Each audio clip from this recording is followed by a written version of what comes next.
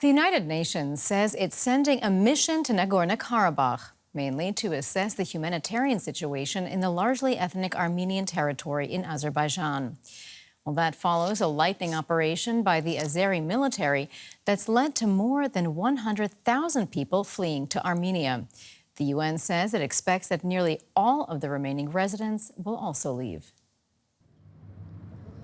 The central square in the town of Goris. Most refugees land here after leaving Nagorno-Karabakh via the Lachin corridor, the only road linking the region to Armenia. All of them left behind their home that will cease to exist as they knew it, as Azerbaijan retook complete control. I left it for whoever will come to live in my house, no matter whether it's an enemy or not. They're human beings. No ordinary human wants a war. We don't want to lose our home, but it was an order from Azerbaijan. Reintegration with Azerbaijan was not an option. Both sides have had a lot of victims. And now I think our return to Nagorno-Karabakh is impossible. 30% of those arriving are children. After months of being cut off from supplies, some of them are in dire condition. The situation is that families are arriving with children that are so weak and even fated in the hands of their parents. So some of them are dropped straight away in the hands of the Armenian Red Cross staff or a volunteer. The UN Refugee Agency believes that the number of people arriving could rise to 120,000 in the next few days, which matches the estimated population of the breakaway region. Going forward, a big part of our work will be for ensuring that people left behind are cared of.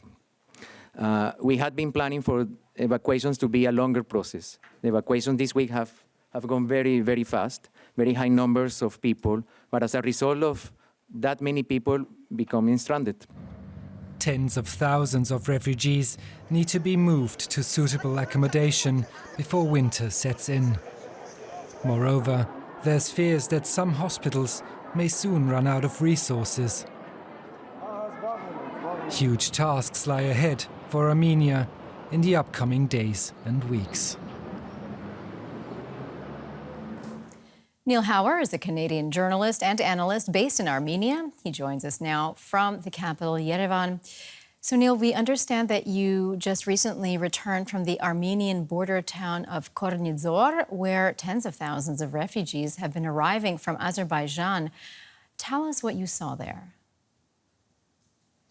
Yeah, I mean, the scenes were just an endless stream of people for about 5 straight days that I was there.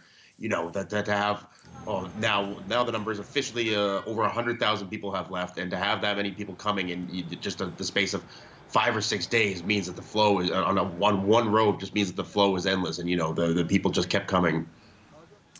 Well, we have to remember that Armenia is a poor country with very high unemployment. So how is the Armenian government managing this massive influx of people?